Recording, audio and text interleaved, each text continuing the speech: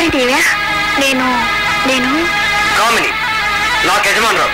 అంటే ఈ ఇంటికి కూడా యజమానురావు అన్నమాట. తాళి కట్టిన భార్య ఇంట్లో ఉండగా మరో ఆడదాన్ని తీసుకొచ్చి ఇంటి యజమానురాలు చెప్పడానికి నీకు సిగ్గులేదు? సిగ్గెందుకు? నాకు గురువు, నేస్తం, ప్రేయసి సర్వం కామిని. అసలు కామిని మాట మీద నేను పెళ్లి చేసుకున్నాను. నోరు మూసుకు వెళ్ళి మా ఇద్దరు కాఫీ తీసుకురా, సినిమాకి వెళ్ళాలి. కాఫీ కాదు, ఇంత విషయం తీసుకొస్తాను. ఏమి ఆయనకి సిగ్గు లేకపోతే నీకు మానాభిమానాలు లేవు? మరో స్త్రీ కాపురంలో చిత్తుపెట్టడానికి వచ్చావా? మర్యాదగా నా ఇంట్లోంచి బయటికి రాడు. అలా మాట్లాడుతూ ఉంటే చూస్తూ ఊరుకుంటావే సురేష్? కామిని ఇంకొక మాట తూలామంటే నీ తొక్క చేస్తా. కొట్టినా చంపినా అతిశాచికి ఉండడానికి వీల్లేదు. కూర్చో. కామిని దెయ్యమంటావా? కామిని దెయ్యమంటావా?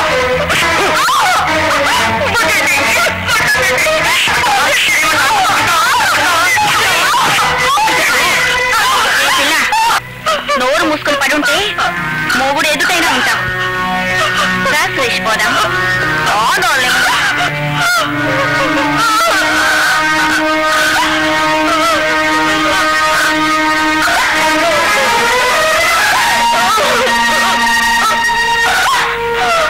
ఊరుకో సుద్దమ్మా, ఊరుకో. పెద్ద పిల్లాంటి చెమ్ము ప్రసాద్ గారు చెల్లెలివి. నీకు దెబ్బలు తినే కర్మేవిడి తల్లి. స్వయంకృత అపరాధం. అన్నయ్య మాట కాదని పెళ్లి చేసుకున్నందుకు ఫలితం. అందరికి ఫోన్ చేసి చెప్పమ్మా.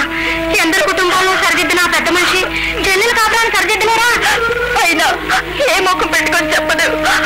ఈ పరిస్థితి తెలిసిందంటే అన్నయ్య గుండె పగిలిపోతుంది.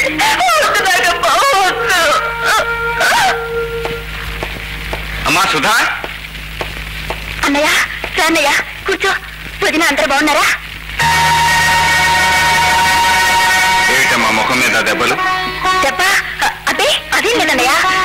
పోకు డబ్బా తీసుకుంటే గోడ కొట్టుకున్నాను అంతే అన్నయ్య. నీ వెళ్ళి కాఫీ తీసుకొస్తాను ఉండన్నయ్య. వద్దమ్మా, అవతల నాకు అర్జెంట్ పని ఉంది. సురేష్ ఎక్కడ? ఇంట్లో సరుకులు తేవడానికి బజార్కి వెళ్ళారు. అలాగా,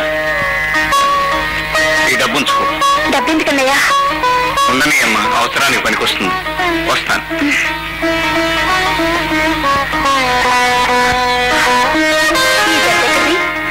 వాళ్ళన్న ఇచ్చాడట, పెట్లో దాచుకుంటే పట్టేశా. చేప గాలానికి చిక్కుకున్నట్టే. ఇక మన ప్లాన్ సాగిద్దాం. పిలు. సుధా, ఏ సుధా. ఏమిటి? మీ అన్నయ్యకి ఫోన్ చేసి అర్జెంట్ గా 5 లక్షలు కావాలని చెప్పు. ఎందుకు? నీ పొందకి వ్యాపారం కోసం చెప్పు. ఏమిటి వ్యాపారం? ఆ తగిడి నువ్వు కలిసి తమిళనాడేగా. నీ ఫోన్ చేయను. ఎందుకు అనవసరంగా మొరాయించి ఒళ్ళు ఊని చేసుకుంటావు? పొద్దుగా ఫోన్ చేయి పాప. చేయను. చెయ్యకపోతే నిజంగా ఈ రోజు నీ ప్రాణం తీస్తానే. నా ప్రాణం నువ్వు చేయలేదు.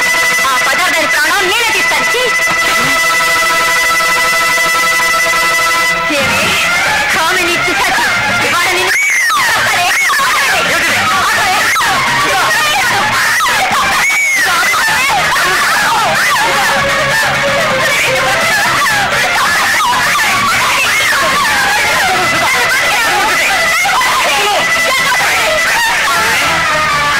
చంపుతావా?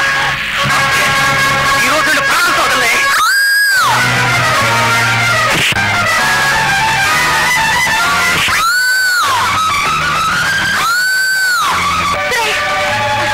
ఒంటి కట్ట అంత తొందరగా చవతలే.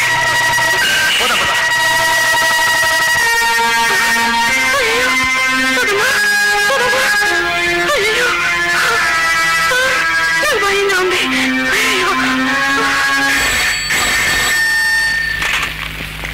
హలో, నేనమ్మగారు, సుధమ్మగారు పని మనిషి నాగమ్మను మాట్లాడుతున్నాను. ఏం జరిగిందో వివరంగా చెప్పు. ఎక్కడి నుంచి శోభా ఫోన్? సుధా ఇంటి దగ్గర నుంచండి. ఫోన్ లేదు, నేను మాట్లాడతాను. మాట్లాడుతుంది సుధా కదండి, వాళ్ళ పని మనిషి. నువ్వు చెప్పు నాగమ్మా. సురేష్ గారు, సుధమ్మ గారిని చితకబాడేశారు అమ్మగారు. ఇప్పుడు సుధ ఎలా ఉంది? ఆమెను చూస్తుంటే నా కడుపు చెరువైపోతుంది అమ్మగారు. సరే. ఏమిటి శోభా, సుధకేమైంది? అవన్నీ ఆడవాళ్ళ విషయాలు. రాణి, రాణి.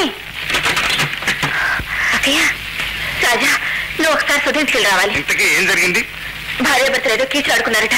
పని మనిషి ఫోన్ చేసి చెప్పింది. ప్రేమించి పెళ్లి చేసుకున్న వాళ్ళు వాళ్ళకి అప్పుడే తగాదాలేమిటి? అతనికి పెళ్లికి ముందు వేరే ప్రియురాలు అంటుంది. దాన్ని సరాసరి ఇంటికి తీసుకొచ్చాడట. సుధ ఎదురు తిరిగి కొట్టాడట. కొట్టాడా? రాజా, రాజా, రాజా.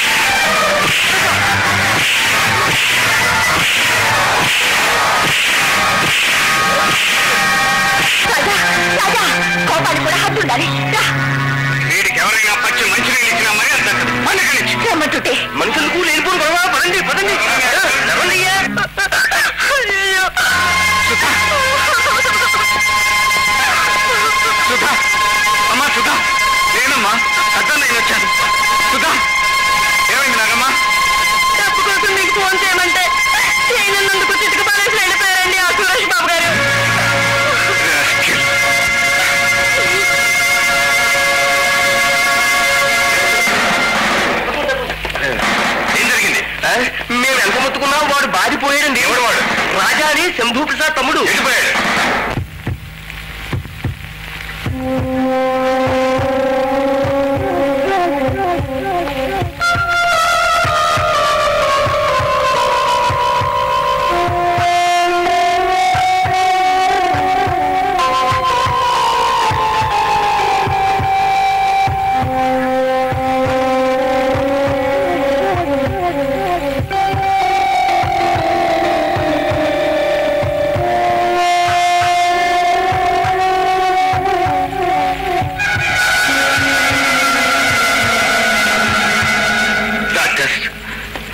Sorry mister Shambhu Prasad, very sorry.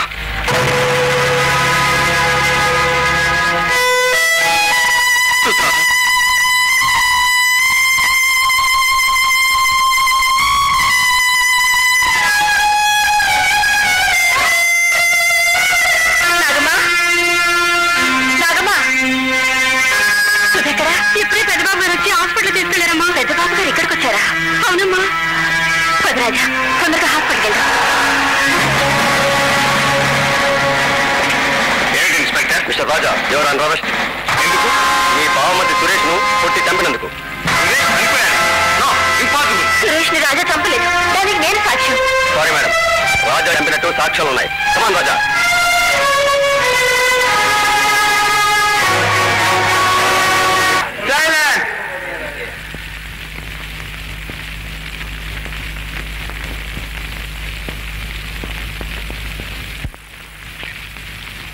ముద్దాయిని హాజరుపరచండి.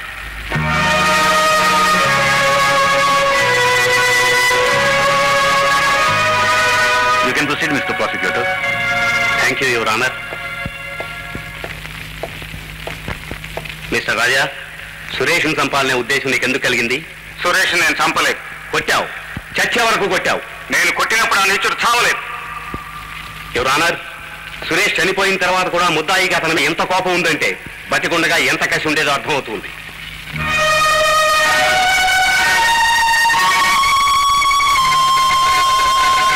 సాక్షుల విచారం ప్రారంభించండి. Thank you రానర్. Prosecution inspector Gopalarao. Inspector Gopalarao.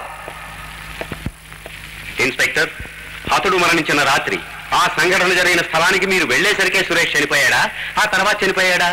మేము వెళ్లేసరికే శవం చుట్టూ జనం మూగున్నారు. మరి రాజాయే హంతకుడని ఎలా నిర్ధారణ చేశారు?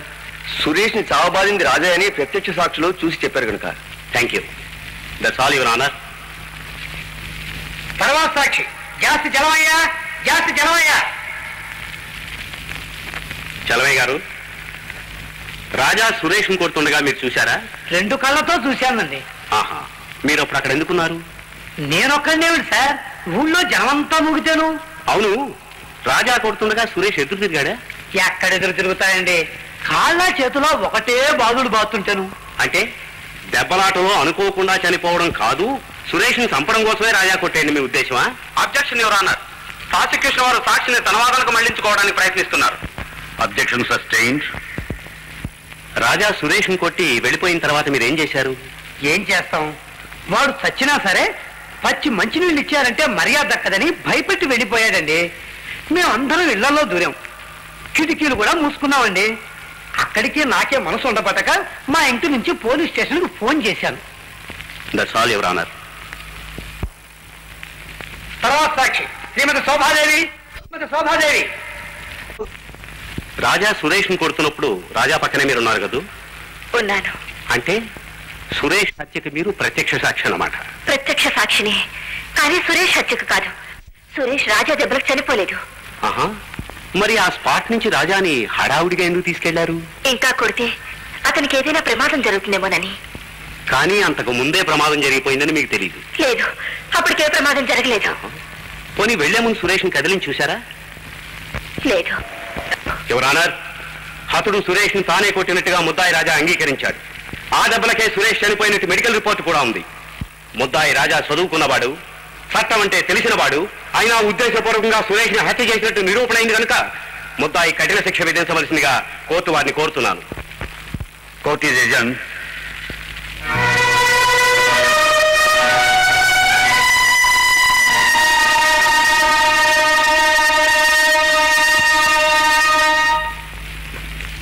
నాన్న, ఎవరు? నేనే నాన్న. అలా పిలిచే అర్హత ఏనాడో కోల్పోయావు.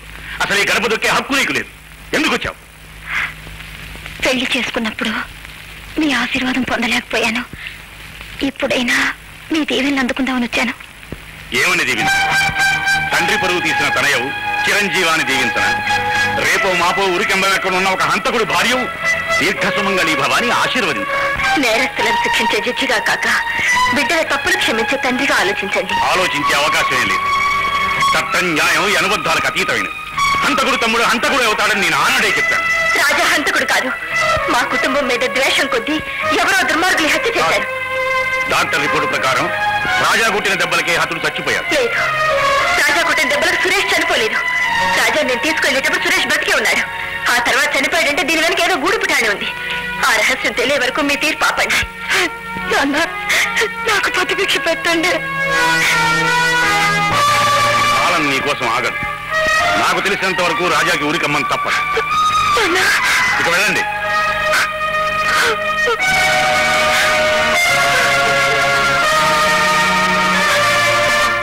సురేష్ హత్య కేసులో డిఫెన్స్ ఆర్గ్యుమెంట్స్ ఆరంభించవచ్చు. యువర్ ఆనర్, నా క్లయింట్ ముద్దాయి రాజా సురేష్ ను తానే కొట్టినట్లుగా ఒప్పుకున్నాడు. ఆ దెబ్బల వల్లే అతడు చనిపోయినట్లుగా మెడికల్ రిపోర్ట్ లో కూడా ఉంది.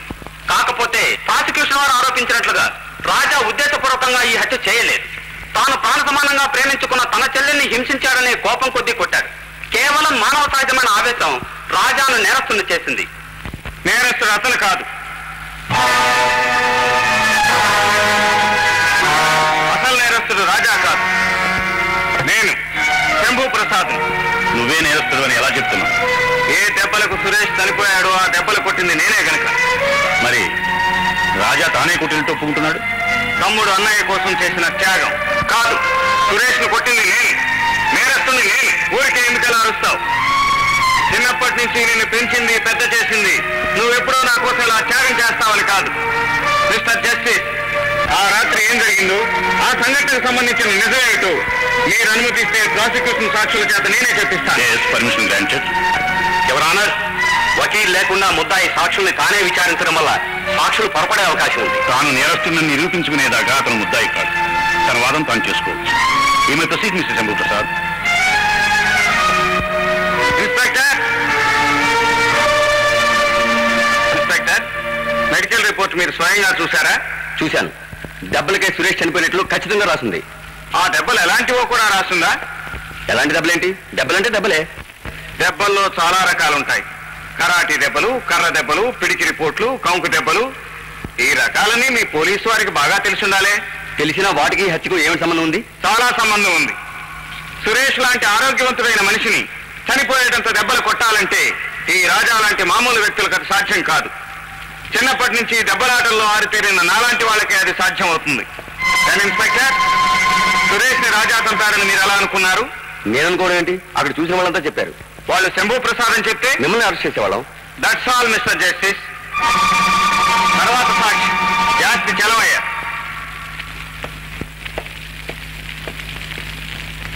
చలవయ్య గారు, మీరు నన్ను గుర్తుపట్టగలరా? మిమ్మల్ని గుర్తుపట్టలేకపోతే ఏంటండి?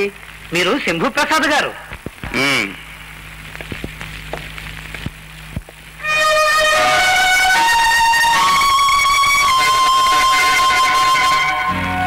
చలమయ్య గారు, ఒక్కసారి నన్ను రాజాను పరిశీలించి చూడండి. ఇద్దరూ ఒకటే పోలిక, కాకపోతే మీసంలో కాస్త తేడా. ఈ తేడా రాత్రిపూట కూడా కనిపిస్తుందా? దూరం నుంచి అయితే పగలే గుర్తు తెలియటం లేదండి, ఇక రాత్రిపూట ఎలా తెలుస్తుందండి? మరి సురేష్ ను కొట్టింది రాజా అని పోలీసులకు ఎందుకు చెప్పారు? దెబ్బలు తింటూ రాజా రాజా అని అరిచాడండి. అదే ఆ సంగతి. మీ అమ్మా నాన్న ఇక్కడ లేరు. అయినా నేను మిమ్మల్ని చెంప మీద కొట్టగానే వాళ్ళని పిలిచారు. ఎందుకు? వాళ్ళు ఇక్కడికి వచ్చి మిమ్మల్ని రక్షిస్తారని. అలాగే సురేష్ కూడా నేను అతన్ని కొట్టగానే రాజా రాజా అని అరిస్తే ఆ రాజా వచ్చి తనని రక్షిస్తాడనుకుని ఉండొచ్చు కదా. ఎవరన్నా, ఇది సాక్షుల విచారంలా లేదు, రౌడీతనంగా ఉంది. It's all right. మానవ ప్రవృత్తిని గురించి ప్రాక్టికల్ గా నిరూపించాడు. తప్పే ఉంది. Proceed mister Shambhu Prasad. తర్వాత సాక్షి సురేష్ ఇంటి పని మనిషి నాగమ్మ. నాగమ్మ, సురేష్ నా చెల్లెలు కొట్టినప్పుడు ఎవరింటికి ఫోన్ చేశావు నువ్వు? మీ ఇంటికేనండి. ఆ తర్వాత సురేష్ ఇంటికి ముందుగా ఎవరొచ్చారు? తమరే కదండి సుధమ్మ ఆసుపత్రి తీసుకెళ్లారు. That's all mister justice. ఫోన్లో నాగమ్మ చెప్పిన సమాచారం తెలియగానే నాకు విపరీతమైన ఆవేశం వచ్చింది. ఆ ఆవేశంలోనే ఈ ఘోరం జరిగిపోయింది మిస్టర్ జస్టిస్. తర్వాత సాక్షి శ్రీమతి శోభాదేవి.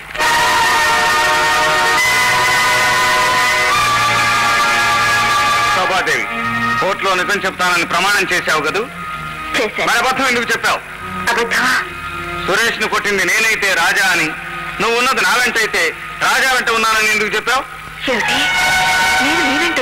అర్ధరాత్రి పూట భర్త వెంట కాక మరిది వెంటున్నావా? స్వచ్ఛమైన భారత నారి మిస్టర్ జస్టిస్ తన మాంగళ్య రక్షణ కోసం ఎన్ని అబద్ధాలైనా అడగలదు. ఫోన్ వచ్చింది మా ఇంటికి. చెల్లెల్ని చితకబాదాడన్న ఆవేశంలో బయలుదేరింది నేను. నా వెంట వచ్చింది నా భార్య. నన్ను వారించింది కూడా ఈవిడే. చెల్లెల విషయం తమ్ముడికి చెప్పమని శోభను పంపించి నేను చెల్లెలింటికి వెళ్ళాను. అక్కడి నుంచి స్పృహ తప్పి ఉన్న చెల్లెల్ని హాస్పిటల్లో చేర్చాను. ఆ తర్వాత నా తమ్ముడు శోభ అక్కడికి వచ్చారు. రూపస్వామ్యాన్ని చూసి పొరపడ్డ పోలీసులు రాజాను అరెస్ట్ చేశారు. మరి ఈ నిజాన్ని ముందే ఎందుకు బయటపెట్టలేదు? ఏ నేరస్తుడైనా వీలైనంత వరకు శిక్ష తప్పించుకోవడానికే ప్రయత్నిస్తాడు. ప్రాసిక్యూషన్ వాదంలో ఏదైనా లోపం జరిగి నా తమ్ముడు విడుదలవుతాడని ఆశించాను. నేను చేసిన నేరానికి నా తమ్ముడికి శిక్ష పడే పరిస్థితి వచ్చేసరికి ఇప్పుడు బయటపడక తప్పలేదు. All right inspector, Shambhu Prasad arrest చేసి కస్టడీలోకి తీసుకోండి.